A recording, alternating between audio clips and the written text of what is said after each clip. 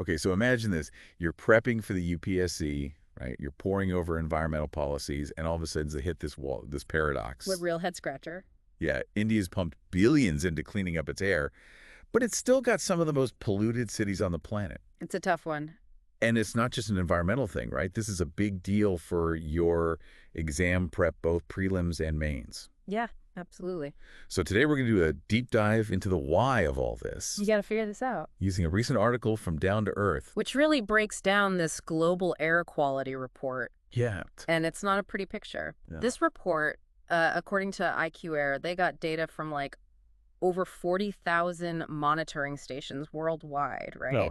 And a crazy 35 Indian cities are in the top 50 most polluted. Wow, that's a lot. Yeah, and get this, 16 of those cities are part of the National Clean Air Program, the NCAP. Which is the program like literally designed to fix this problem. Exactly. It's like you study for a test and you still fail even after putting in all the work, Yeah. So why is that? Well, a big part of it is understanding what we're up against. Right. We tend to think of air pollution as just like hazy skies, right? Yeah. But the real danger is PM 2.5. Okay. These are tiny, tiny particles, way smaller than a human hair, Wow. that can get deep into your lungs and cause some serious health issues. Oh, wow. Think respiratory problems, cardiovascular diseases, even impacting your brain. Oh, wow. So it's not just like what it looks like. It's about the health of millions of people. Exactly. And that's where the NCAP comes in, right? Right. It was launched back in 2019 with this big goal of cutting those PM 2.5 concentrations by like a huge 40%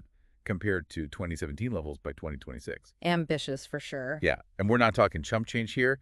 Over 11,000 cores have been allocated to cities to fight pollution. Yeah, a lot of resources going into this. Okay. But here's where it gets tricky. Okay. The Down to Earth article is saying that even with all this money, a lot of cities under the NCAP are still dealing with really bad pollution. Really? Yeah, take Burnahat in Meghalaya. Oh. Sadly, it's the most polluted city in the world. Wow. But they've only been able to use 54% of the funds they were given. That's crazy. What about a big city like Delhi? You know, it's always in the news for the smog. Yeah. Yeah, Delhi's a similar story. They're a major focus of the NCAP, but they've only spent like a tiny 32% of their budget. Wow. And to make it even worse, cities like Patna and Chandigarh spent a good chunk of money, but their air quality actually got worse. So it's not just about throwing money at the problem. Not at all. This is a big takeaway, especially for anyone writing an essay about this for the UPSC. Definitely. There's clearly a mismatch between the investment and what's actually happening. 100%. And that's exactly what the experts are trying to figure out. Right. The Down to Earth article brings in a bunch of leading voices on this, each with their own take on where the NCAP might be going wrong. Okay, so let's hear what these experts have to say because, understanding these different viewpoints could be the key to writing a killer essay or nailing that tough interview question. For sure, let's dive in. One of the loudest voices is Sunil Dahiya.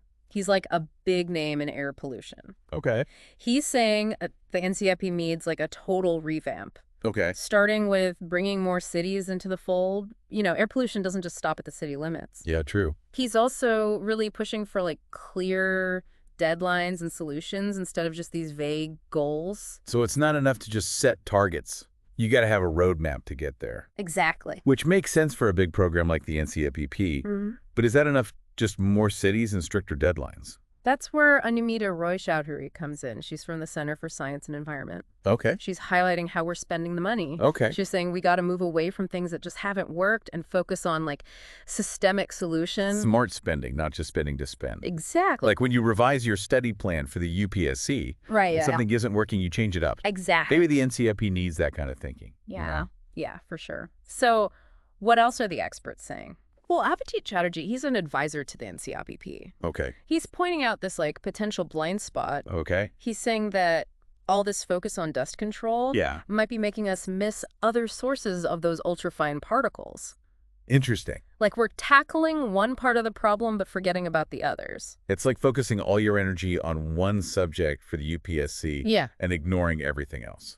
Yeah, you might end up with a lopsided understanding. Right. So we need a more holistic approach, right? Definitely. And Sagnik Day from IIT Delhi, He's emphasizing that air pollution is regional, you know? Yeah. He's arguing that solutions can't just stop at the city limits. Air doesn't care about boundaries. Exactly. Pollution in one place can easily affect the areas around it. Makes sense. He's calling for more coordination between regions, acknowledging that clean air needs everyone to work together. It's like realizing that studying for the UPSC isn't just about you. It's about the people who support you, your study groups, your mentors. Right. It's a team effort. It's a great analogy, just like acing the UPSC needs a multi-pronged approach. Right. Tackling air pollution needs a strategy that's more than just throwing money at it. Right. Targeted action, smarter spending, and recognizing that clean air is everyone's responsibility. And this is where it gets really interesting, especially for UPSC prep. Definitely. We've gone beyond just the problem itself and dug into the NCAP, Yeah. looking at its strengths and weaknesses through these expert opinions. It's a deep dive. This kind of understanding is so important for writing good answers, whether it's an essay on the environment or answering a tough question in the interview. Absolutely. Okay, so we've really broken down this whole air pollution thing in India and heard from a lot of experts. But what does it all mean for, someone getting ready for the UPSC exam? Well, for starters, this has been like a real-life case study, a real challenge that India is facing. Air pollution, it's not just a headline. It's a big issue that's going to come up in the prelims and the mains. We didn't just scratch the surface. We really went deep into the NCAP. We did. Looking at the good, the bad, and even how the experts disagree on how to fix it. It's complex. And that kind of deep understanding is so helpful for writing good answers.